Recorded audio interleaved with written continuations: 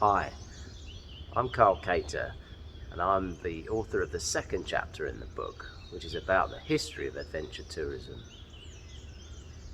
I'm here in the small town of Nagakot, which is perched up on the ridge behind Kathmandu, and I'm surrounded by hotel rooftops and balconies where people have come up early in the morning and they're peering out in the hope of seeing the vista of the Himalayas here running across to the north of Kathmandu. Unfortunately, it's a little bit misty this morning, but you can see a few little peaks poking out, tempting us to visit them. Now, the Himalayas have inspired adventure tourists for a couple of centuries, with early expeditions over a century ago into Tibet. Of course, in 1953, Hillary and Tenzing were the first people to summit Mount Everest, which is somewhere in the mist about here. My chapter will explore where this desire for adventure has come from, the long history of our desires and needs to find adventure in the mountains, but also elsewhere in our wonderful planet. We start this story at the very beginning of humankind and our association with this saber-toothed tiger, Dinofelis, which was our last predator and gave us the reason why we have some hormones such as adrenaline to face various challenges in our lives. We also look at the long history of exploration, many of it bound up with colonial enterprises, such as the Western powers' exploration of the world, leading forward to later explorations, particularly at the beginning of the 20th century. Explorers such as Shackleton and Scott, and the expeditions that were led to Everest in the 1920s. But how did those small groups of men, and they were small groups of men, but how did that turn into the pictures that we see today of multitudes of people heading into the mountains, such as these famous images of queues on Mount Everest in the last decade?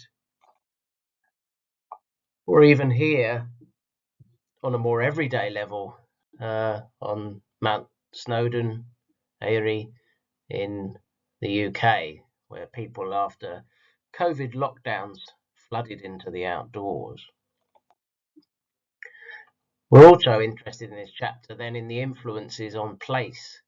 So how did a dry, dusty valley to the north of Everest, the Rongbuk Valley, today turn into a tented tourist city, now welcoming up to 500,000 Chinese tourists every year?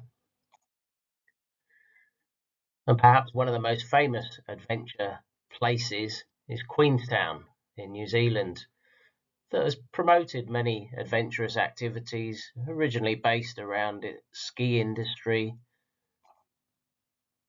but then turning in the 1990s into the adventure capital of the world, and more recently, the home of adventure.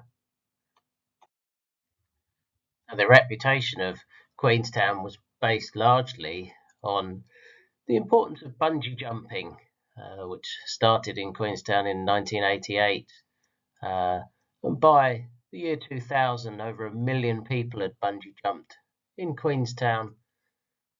And more recently, a visitor centre has been built at the original Kawaru Bridge, where the first bungee jump took place.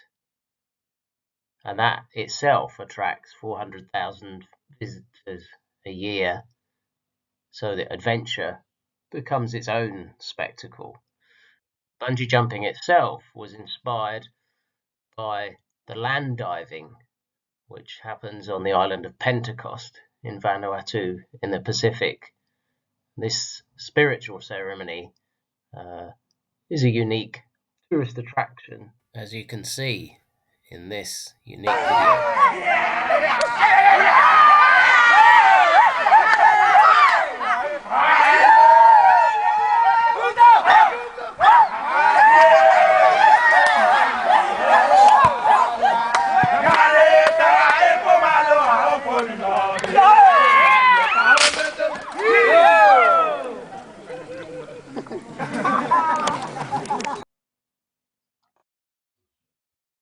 But it's not just bungy and those land-based activities that are popular.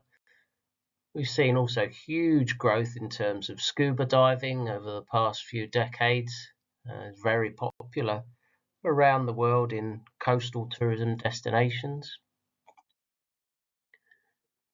And whitewater rafting as well, which is very popular here in Antalya, a mass tourism resort in Turkey, which attracts some 700,000 rafting visitors, really mass adventure.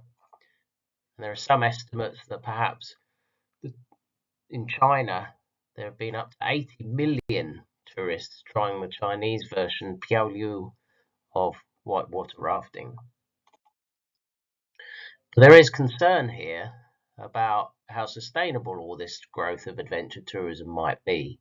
Is it a race to the bottom? Are we talking just about high volume, low yield, and therefore high impacts, and perhaps quite a poor connection to places? But that hasn't stopped destinations wanting to embrace the growth in adventure tourism, such as in Wales, where a thematic marketing campaign from 2016 introduced the Year of Adventure, and that then led to adventure tourism being a core plank of Wales's international strategy moving forward. And a lot of this was based on the success of Zip World, which, much like AJ Hackett with bungee jumping, found an innovative adventure activity that was very popular.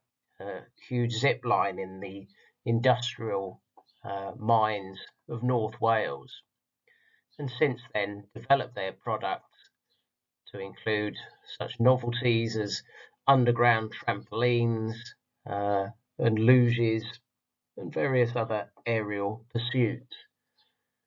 And the success of the business then led to them in 2025 being sold for £100 million.